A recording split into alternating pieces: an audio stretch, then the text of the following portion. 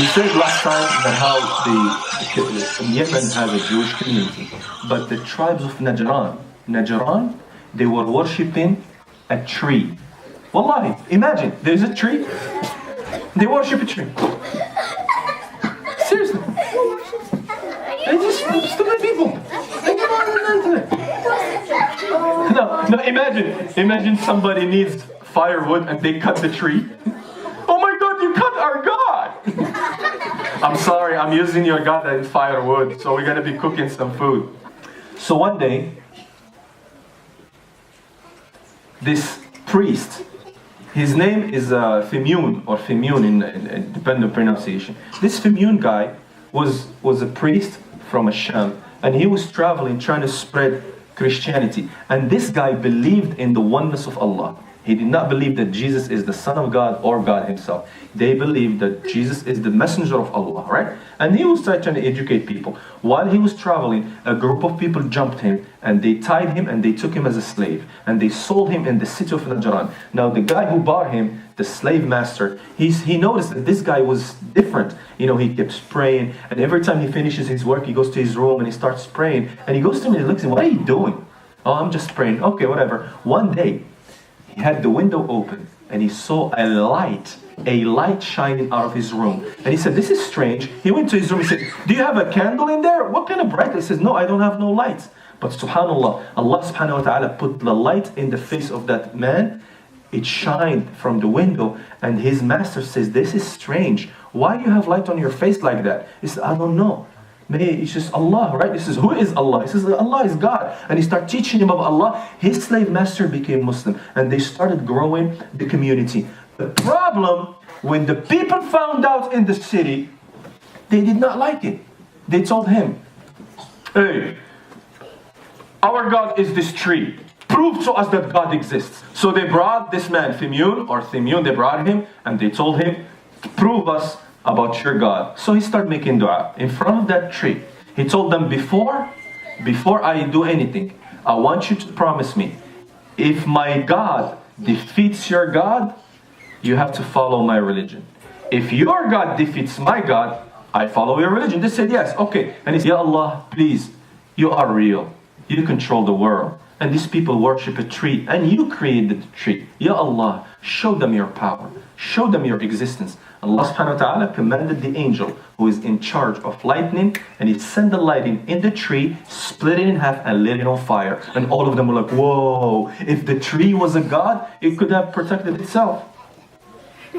So all of them, they followed this Fimyun, and he started teaching them about Allah and about Jesus, about the Bible, the Torah, about the books, because this is all was before Islam. Now one day, one of them, some people say his name is Abdullah ibn Thamir or something, but we're not sure about the name. This guy went to Yemen to spread the message of Christianity. And while he was there, at that time, there was another king in Yemen many generations later, and this guy was not good. I tell you why he was not good. Because he used to tell people that he is God. Worship me, I am God. But how could you prove yourself that you are God? He had a magician, an old magician. He did witchcraft, and he brought him to do magic tricks in front of his people to delude them to believe that he is a God. You know what the trick he did for him? He would bring him in his balcony, right? The people are watching our great God, our king. They don't know that the king goes to sleep and goes to the bathroom. So God goes to the bathroom. What kind of nonsense is this? So anyways, so they bring him, and now the old man, he goes and he braids those strings like fishing lines. They're very thin but very strong. But from distance you cannot see them. So he puts it behind his back, he puts it in a harness, he holds his body, and then the king goes like this. And then the old guy goes to the slaves. Go, pull now. And they start pulling and pulling. And then the king levitates in the air. And everybody sees that and they bow to him. Why? Because look, he's hovering in the air. He must be amazing. He has superpowers. Blah, blah, blah. All this is a lie. But people, especially those who didn't study physics, didn't have any intelligence, they had no go to school, no nothing, they believed that stuff. So basically, he was playing these tricks, these visual tricks on them to claim that he is a god. But the old man, the magician, he started losing his eyesight because he was getting too old. And he goes to his king. Oh, great king. He told him, I'm gonna die soon. I'm too old. I need you to bring me a student, a young man, a smart young man, so I can teach him this. He says, okay, counselor, come here. Go look for the smartest kid you have in town. So they started looking and investigating, and they saw this kid. He was helping his mom. She's an older lady, and he's selling something in the market, and he's very sharp, and he does good business. And they were watching him, and they saw that he was intelligent. He says, son, the king wants you to work for him. Oh my God, that's the biggest job opportunity you can get. So he went to work for the king because he's going to pay him money.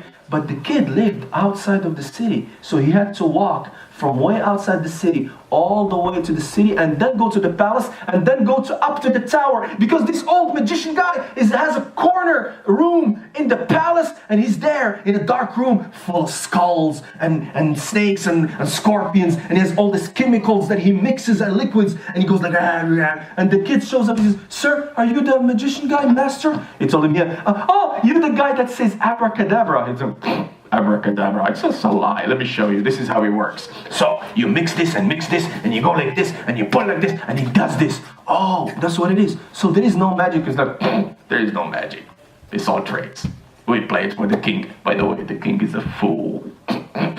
He thinks he's a god, and just make him look like that.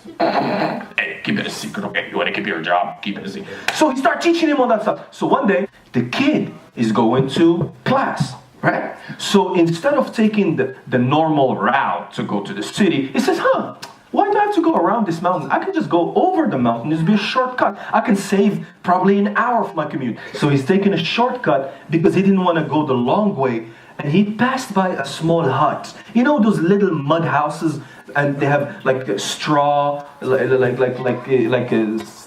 the roof, and like huts, right? Very simple, very humble living. And now while he passing by, he heard this noise like this. While passing by, like he's walking, thinking, looking at forest or whatever, and he hears, what is it? He cannot understand what the guy is talking.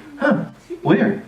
Kind of weird song anyway. So he goes the first day, he comes back. Next day, same thing. He kept hearing that guy murmuring that sound until one day, the man inside was outside, told me, good morning, sir. He said, good morning, son. He said, sir, I pass by your house all the time, and I hear you.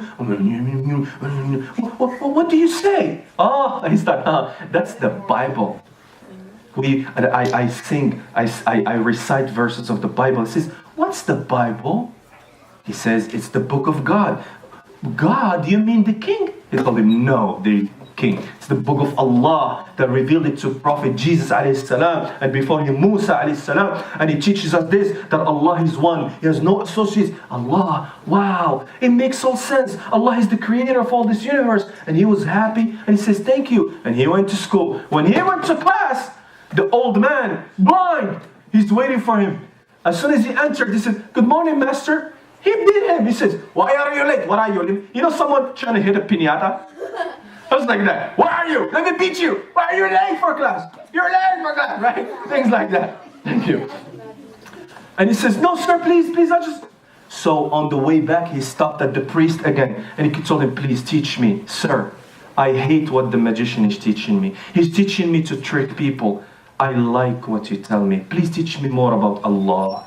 He started teaching him until one day, the young man, his heart is split open between two things, between good and between evil. On the way to class one time, he saw the people of the city halfway, running away from the city. Run! He's like, what's going on?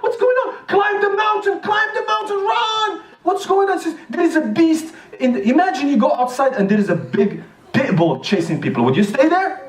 You run, right? So they were running for cover from this beast, and everybody was scared. And they were like, back up.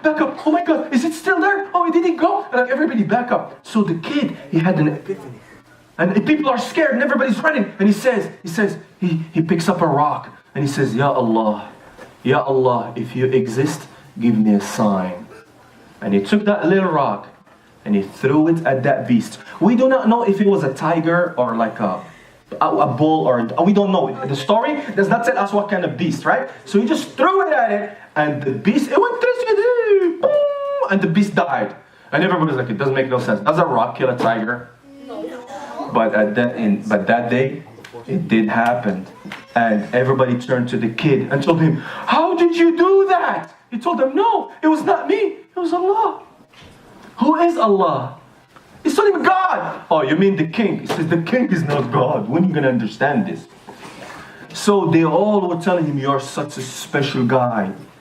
And he goes back and he says, excuse me, I gotta go, I gotta run. Everybody telling him, thank you, sir, thank you, you're a special man. He said, no, not me. Start running. He goes back to the mountain and he knocks at the door.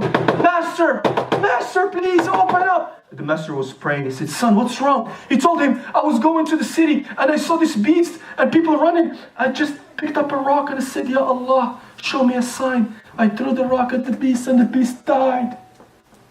The teacher told him, son, you are better than me. Allah answered your prayers like this. It doesn't even happen to me. Allah chose you. Son, everybody's gonna find out about you. And when they do, please don't tell them about me. I want to be worshiping Allah in my hut, in seclusion, in secret. What am I gonna do now? Just go about your life. He goes home. Next day, he's going to school. A man grabs him in the street. Sir, I saw you yesterday. I saw what you did. Please help my mother. Why? My mother is sick. I want you to go home with me. Please help her. She's old. She's dying. Please. I can't do nothing. I'm not a doctor. No, I saw what you did to the beast. You have something special about you. Please. He went to his mom and he told him, sir, it's not me. It's Allah who helps. Whoever, please. He says, I cannot help someone who doesn't believe in Allah. I make dua to Allah for someone who doesn't say there is no Allah. It's a man. I'm going to help you. Say La ilaha illallah. And she said, La ilaha illallah. And he says, Ya Rabbi, Ya Allah, this woman is very sick. Please give her healing. Please make her life suffering go. And make dua for her. And the mom started feeling better. She got up on her feet and she hugged him. Son, thank you so much. Her son was like, thank you. Here's some money. He says, no, please don't give me anything. Thank you. He says, don't thank me. He said, alhamdulillah, don't thank me, thank Allah. And he started running away. And he went to school. But the problem, the guy told another guy and the other guy told another guy. And then boom, everybody knows. You heard about that special kid of the beast? He can heal people. All of a sudden, there is a line outside of his house. They all wanted help. But you know who found out about him? The magician. He came back to him and he says, I know now why you're late. Because you keep going to people's houses and healing them. He says, no, I don't do anything. I don't heal anybody. It's Allah who does everything. Who is Allah? He says, God. He says, there's no God. He says, sir, I'm doing it by the power of Allah. He says, well, if you do, I'm a blind man. Return my eyesight. He says, I can only help you if you accept Allah in your heart. Teach me about Allah. Allah is one.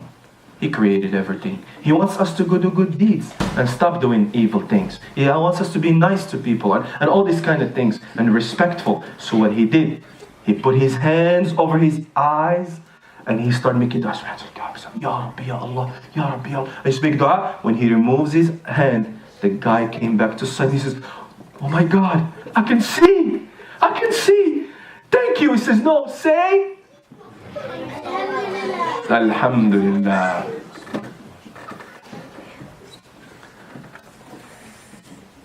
The blind man went to see the king, and the king was expecting him to be blind, but the man came out with no guide, no cane, and he told him, hey, how did you get here by yourself? He says, because I can see again. I says, who brought you your eyesight? He says, Allah. Who is Allah? Allah is God. He told him, oh, you mean me? What a fool. So you gave me my sight back and you don't even know it yourself? What kind of God are you? You know what I mean? He's like confused in his head. You don't even know about it yourself?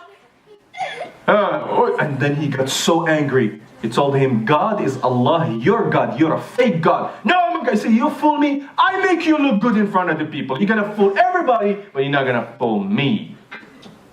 He told them, guards, grab this man. And the guards grabbed him. And we will find out next week inshallah when it comes. جزاكم الله خير. السلام عليكم ورحمة الله تعالى وبركاته.